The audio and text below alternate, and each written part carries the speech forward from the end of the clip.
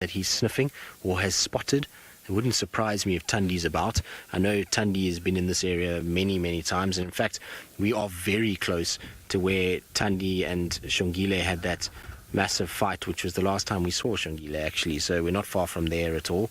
And Tundi does spend a lot of time walking in this area. But his way he's looking, it seems as though he's interested in something. What it is, I cannot tell you. Can't see anything myself, but that's not to say there isn't something somewhere in this general vicinity. Hello, boy. Such a good face, that little cat.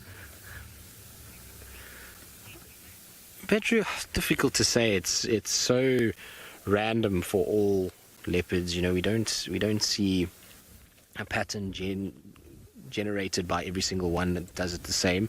But in theory, and if we take a rough average, he normally will start challenging for territory. They normally become territorially dominant.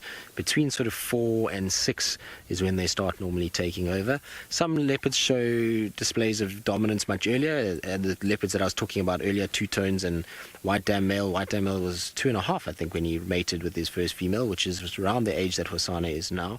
And so it is possible that he could start trying to take a territory. What's interesting with him is he's definitely scent marking. So he's been spraying bushes and rubbing up on them. Hasn't started scraping his feet just yet, and is definitely not calling yet, but he's showing signs that he's marking an area and that behavior is starting to kick in. And as he gets bigger and stronger and older, so he's going to start, more and more testosterone is going to flood, and that instinct to start setting up a territory is going to kick in. So we'll see. I think he's going to be an early bloomer, given he was left so early by his mom.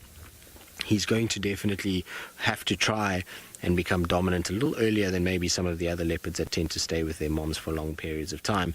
I remember there was a male leopard down at Singita called Shinzele, and Shinzele stayed with his mom until he was about 3.5, 4 years old, which is very old, and then he left and only managed to get a territory just after 5, whereas Hosana obviously is on his own since he's been just about 1 year old, and so that means he's going to have to go a lot more until he can actually get a territory.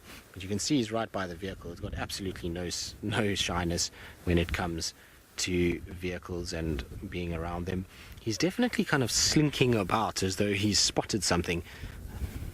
Trying to just look around. I don't see anything. It's a great place for a lot of animals that hang around here. You get a lot of impalas, a lot of nyala, duikers, bushbuck, that all come down to the camp to drink and also use the safety of the camp in order to go and feed. So it is a good place to hunt, and it's an area that many leopards have utilized. We know Mvula used to hang around here a lot, Tingana comes here a lot, Tundi, Karula used to use this a lot as well. So it is a good area for a leopard and a good place to find food. And in fact, when Shongile and Hosana were little cubs, they actually did spend a bit of time in this general vicinity as well. Where are you going, Hosana? What have you spotted?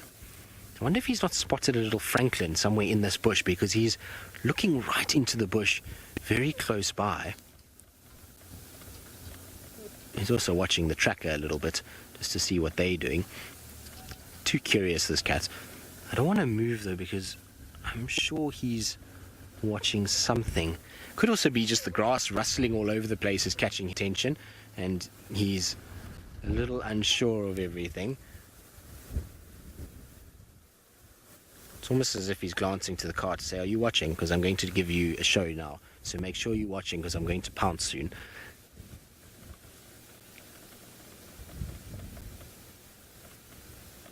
But isn't that amazing?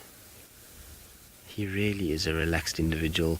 It baffles me how calm he is around vehicles sometimes. Look at that. He's just creeping in there. What have you found in there, Hosana?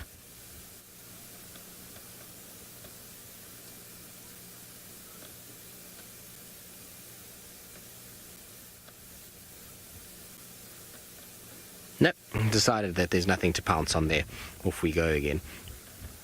I think he's in hunting mode, though. That's for sure. I think he's decided he's going to try and find some food and use this wind to his advantage. Beautiful, though.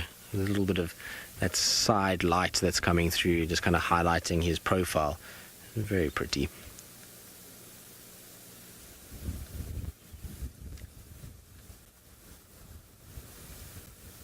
Yes, come say hello to us, Hosana. We want to say hello to you as well. There he comes. I'm just wondering, I have a feeling there's something here that he's spotted that we just haven't picked up yet, that he's slinking about the way he is. Almost looks as if he's now trying to get into a better position. Can't see anything though. Often impalas in this area at this time of the day, they often come in to this section. Now, David, I know you've lost him, so just give me 2 seconds, because he's right behind this tree. So we're going to just reposition ourselves ever so slightly, just to try and allow for a bit more space for him to walk and for us to be able to follow him as he does walk. Don't worry, Hosana, we're not going anywhere.